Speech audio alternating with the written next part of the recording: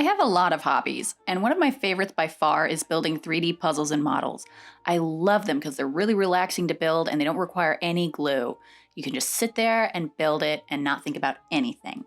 I've built dozens of them over the years.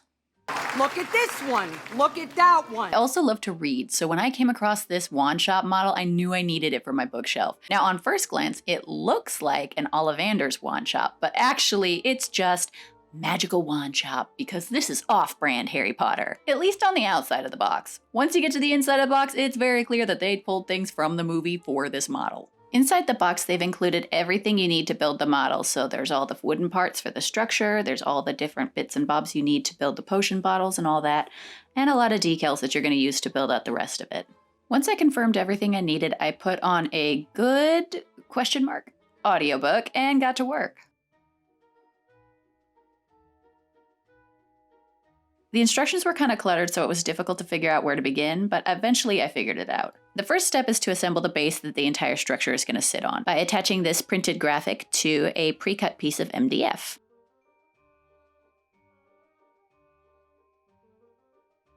And this is the point where I found out the tube of mystery goo I thought was glue was in fact paint. Turns out they didn't include any glue in the box of supplies. Hello, darkness, my old friend. So once I was done cleaning up that paint mess, I had to scramble around my craft room trying to find any glue that might possibly work because it was late enough that the craft stores were all closed and I couldn't go get more. So in this case, I made do with Mod Podge and jewelry glue. I don't recommend either of those glues for this project, so if you decide you want to make this model too, make sure you have some glue that's suitable for model making because what I had at the time was not cutting it.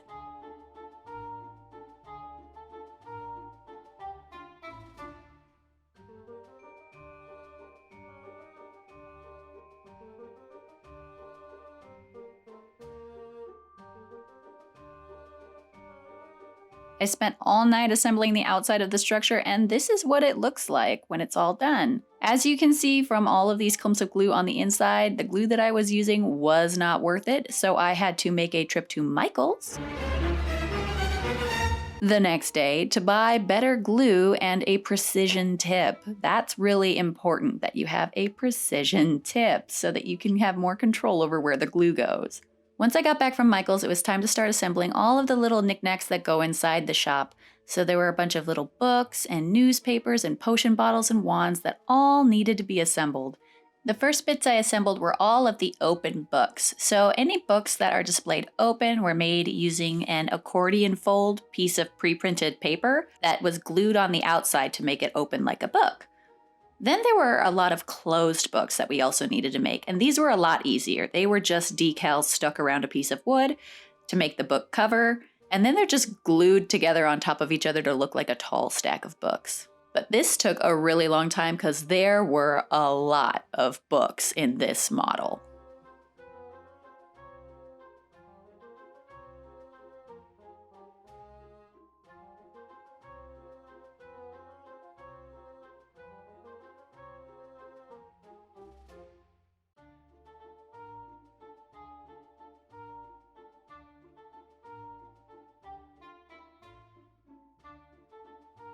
Once the books were all done, it was time to make a bunch of newspapers and scrolls.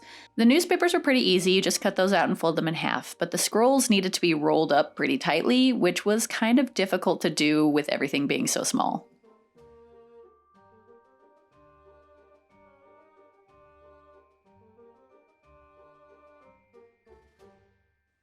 Next, it was time for the funnest part, which was making all of the little tiny potion bottles. These were really interesting to assemble because all they were colorful beads and sewing notions, basically. So buttons and snaps and grommets and things like that, all glued on top of beads to make it look like a potion bottle with a fancy metal top.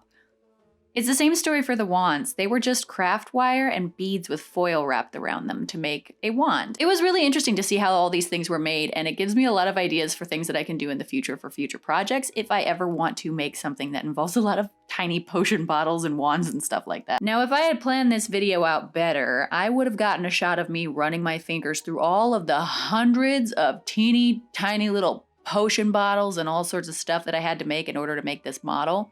But instead, here's some footage of me assembling all of the teeny tiny parts while making great, big, crazy eyes.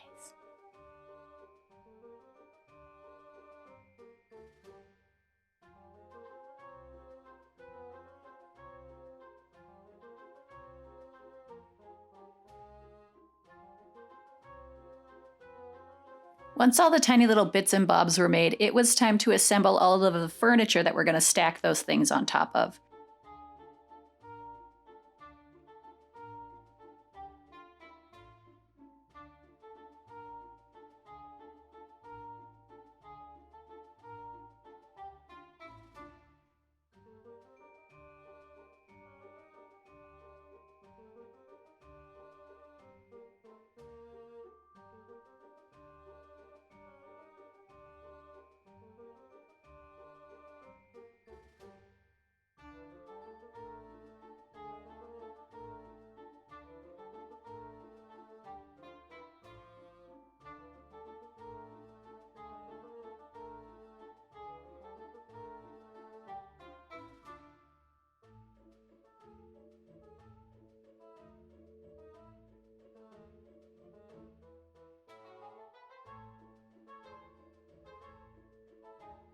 So this is the luggage cart all done. Now it's time to assemble the shelf where all the wands are stacked.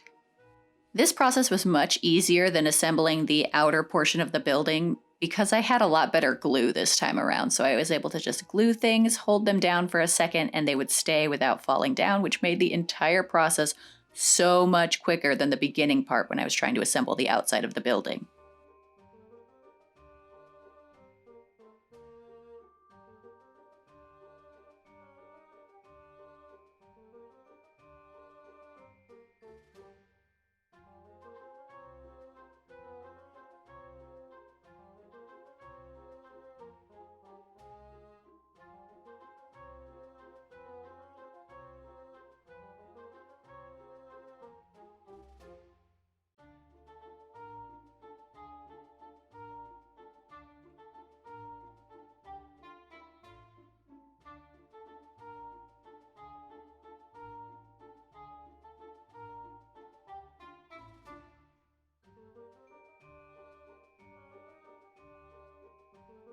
This model lights up, so now it's time to assemble the electrical components.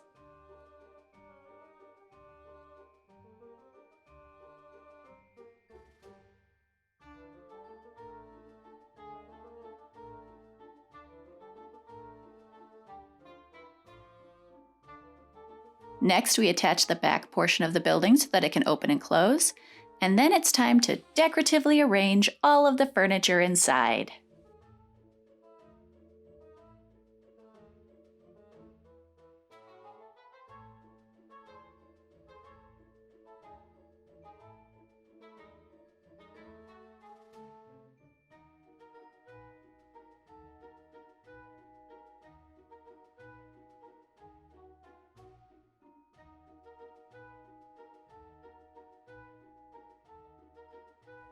Once all of the furniture was glued in place, I turned on the lights to test it out again, and it was all done. I'm really happy with how this turned out. It is the perfect addition to my bookshelf. This, strictly speaking, isn't a book nook per se, but it fulfills the same purpose. It's really cute and it is perfect on my bookshelf. I absolutely love it. Every time I see it, it just makes me so happy. While there were parts of this process that were pretty frustrating, overall, I'd still recommend this kit. So if you'd like to give it a try for yourself, check the link down in the description below for where you can buy it. So thanks for watching, and I'll see you in the next video. Bye!